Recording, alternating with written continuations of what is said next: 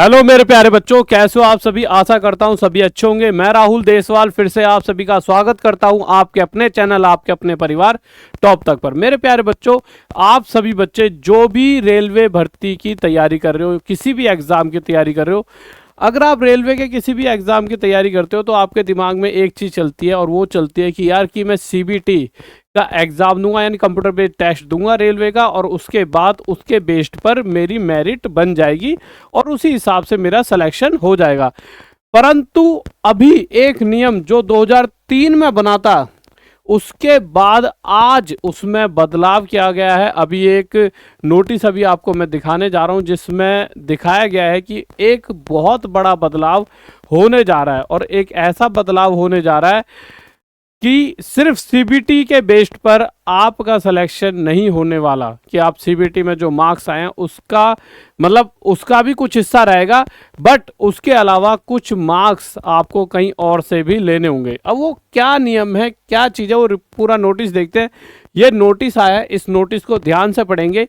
ये नोटिस जो है अभी तो टेलीग्राम पे सर्कुलेट हो रहा है, परंतु हाँ, ये जितना पढ़ा है और समझा है, ये ऑफिशियल नोटिस ही है। आपको एक दो दिन में ऑफिशियल साइट्स पर भी दिख जाएगा, क्योंकि कुछ भी ऐसा है नहीं इसमें जो देखने से ये फेक लगता हो। बिल्कुल ऑफिशियल ही नोटिस है, यहाँ पर है, टेलीग्राम पे सर्कुलेट हो रहा है। क्योंकि एक्चुअल में ये ऑफिशियल साइट्स पे आपको दिखेगा भी नहीं। ये वो वाले नोटिस होते हैं जो रेलवे को भेजे जाते हैं कि भाई ये चेंजेस कराने हैं। अब ये नोटिस देख लेते हैं क्या है। The chairperson all railway recruitment boards, ये वो नोटिस होते हैं कि किसी भाई अपने किसी जोन को भेजा गया नोटिस, तो जोन के ही किसी अधिकारी ने अपने किसी दोस्त को दे दिया, उसने आगे टेलीग्राम में डाल दिया।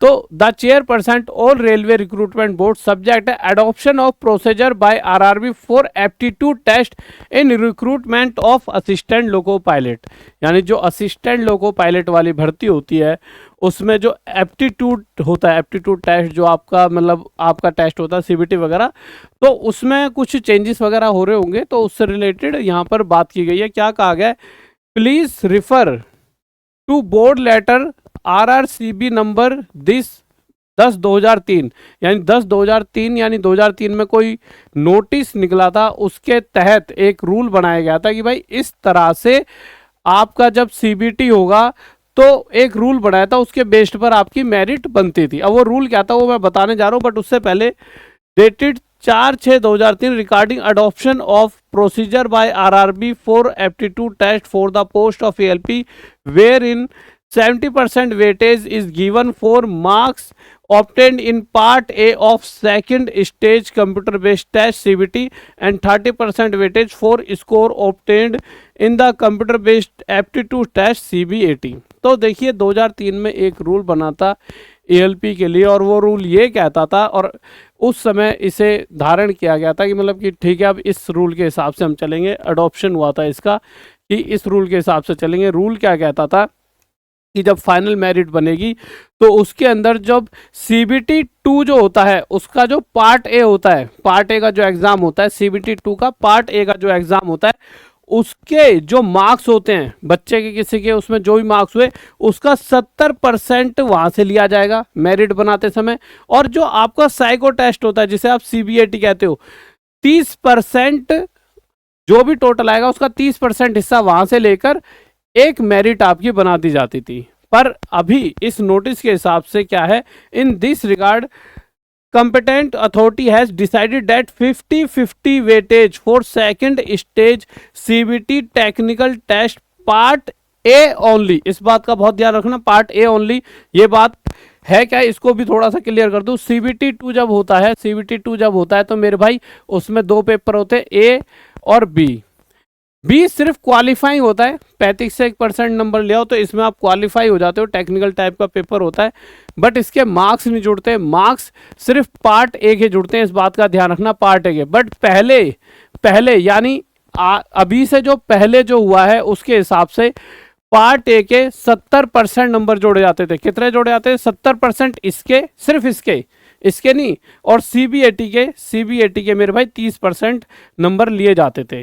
परंतु अब से सीबीएटी के 30% ना लेकर 50% लिए जाएंगे, और आपका जो पार्ट ए होता है सीबीटी 2 का, उसके भी 50% लिए जाएंगे। ये जो नोटिस में ये बात कही गई है, यानी कि आप अगर ये सिर्फ सोचो कि यार CBT 2 की जो आप तैयारी कर रहे हो बस उसके बेसिस पर आप एग्जाम क्लियर कर लोगे ALP का, तो आप बहुत बड़ी गलती करोगे। आपको CBAT जो आपका साइको टेस्ट होता है उसके जो सारे के सारे लेवल होते हैं वो तरीके से वो हर लेवल को पार करना पड़ेगा, और वो भी अच्छे नंबरों से, क्योंकि वहाँ से भी आपको 50% मार्क्स चाहिए, तब जाके आपका सिलेक्शन होगा। मतलब वहाँ से 50% इन द सेंस वहाँ के भी 50% तो आपके जुड़ने हैं ही, तो वहाँ भी आपको अच्छा स्कोर करना होगा। तो ये बात आप समझ गए होंगे। यहाँ पे इसको पढ़ के भी बता देता हूँ जो एक्चुअल यहाँ पे नोटिस में लिखा है। यहाँ तक हमने पढ़ लिया था पार्ट ए ओनली, यहाँ पे बात साफ साफ लिखी है part A only and CBAT respectively should be adopted for the post of ALP from CN number 01/2026 onwards in place of the existing ratio of 70-30 other guidelines. मतलब 50-50 हो गया है 70-30 की जगह। तो other guidelines already issued vide railway board letter under reference would continue to be applicable. तो मेरे प्यारे बच्चों बस मैं आपसे इतना ही कहूँगा, अब CBAT के लिए भी आप अच्छे से तैयारी करना। आप सिर्फ ये मत समझना कि CBT 2 का पार्ट ए के बेस्ड पर ही आपके अच्छे मार्क्स बन जाएंगे, दोनों में पढ़ाई करनी पड़ेगी।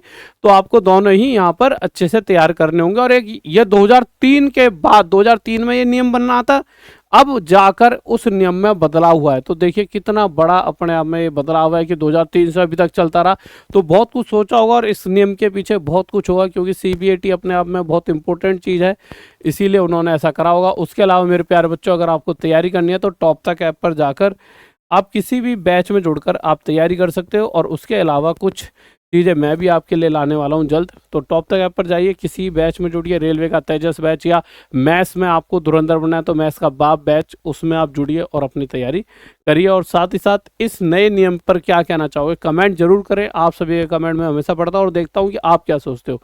Okay guys, bye, love you, जय हिंद, जय भारत।